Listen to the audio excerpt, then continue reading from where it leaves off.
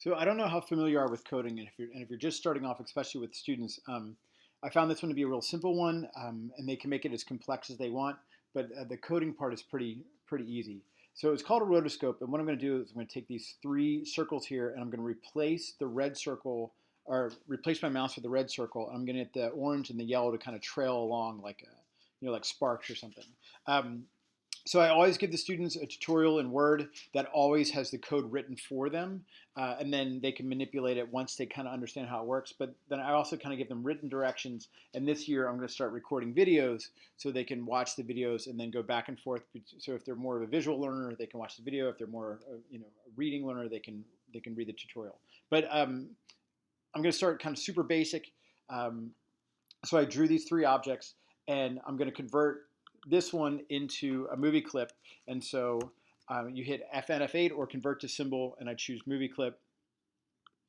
The registration is what it's going to lock the mouse onto. So if I click up here in the top left, then the mouse would lock to the top left. If I click in the center, then the mouse would lock to the center. And so that's what I want to do. I want to lock to center. And I'm going to name this red because that's what I called it in the code. And then I hit OK. And then the main thing is in your properties window, you have to name it here the same. So I'm going to call it red right here as well. And then I'm going to take this one and I'm going to hit FN F8 or convert to symbol, and I'm going to call that orange. And then I hit OK. And then I'm going to call this orange. I think you get the idea. And now currently, the red's going to be the leader, but you can see the red is covered up by the orange because I converted it last. So I just want to reverse those. And so I'm going to go to modify, and then I'll go to arrange and bring to front. So I'm going to pull the red on front. So I converted both these to movie clips, and I named them both in the library, and I also named them here in the properties. And that's important because what the name of the properties is what the code is going to read. And so then at this point, you open up the actions window, and I go to File, or I go to Window, Actions. It's going to open up this little window here. And normally you would like write the code, but again, I'm not a code writer, so I'm just going to jump over to the tutorial, and I always put my code in red so my kids could find it quickly. And then I hit Command C, so I'm going to copy it, jump back over here, click in the window, and hit Command V. And you'll see it's all in gray except for this one line here. And so it's in gray because I have these forward slashes, so two forward slashes. So Command question mark, puts in a forward slash, and that just is a comment. So everything else is kind of commented out. So right now, what this little code means, red.startDragTrue, makes the mouse follow the red movie clip. So if I test it, you can see that it follows. So it kind of locks onto it. And it's locking to the center because I chose the center registration. So now what I'm going to do is I'm going to kind of release the code that lets the orange follow the red. And that, and so that code, is right here. So a /* will allow me to comment an entire section. So I'm just going to pull this out, and you'll see that this lights up. So it looks very confusing, but it's not really that bad. Basically what I'm doing is I'm telling it when to run the code right here. So that's what enter frame means. It means automatically. And what it's going to do is it's going to run a code called find hero. And then this just tells it what that code means. So again, we don't manipulate any of this really.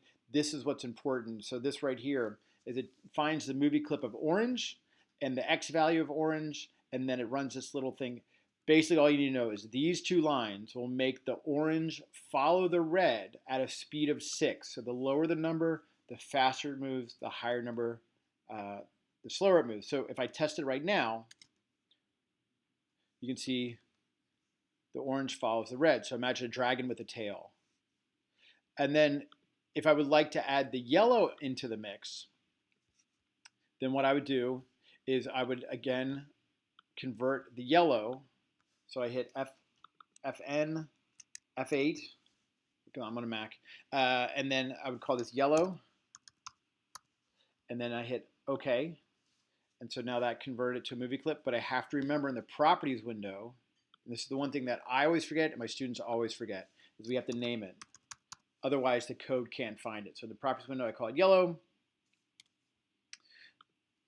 And then in the code, so if I want the yellow to follow the orange, all you have to do is copy these 2 lines, and it has to be both the lines. I'm going to hit Command C, come underneath, Command V, or copy and paste. And then I'm going to replace the word orange with the word yellow. In all places where orange is found in the 2 lines that I just copied in.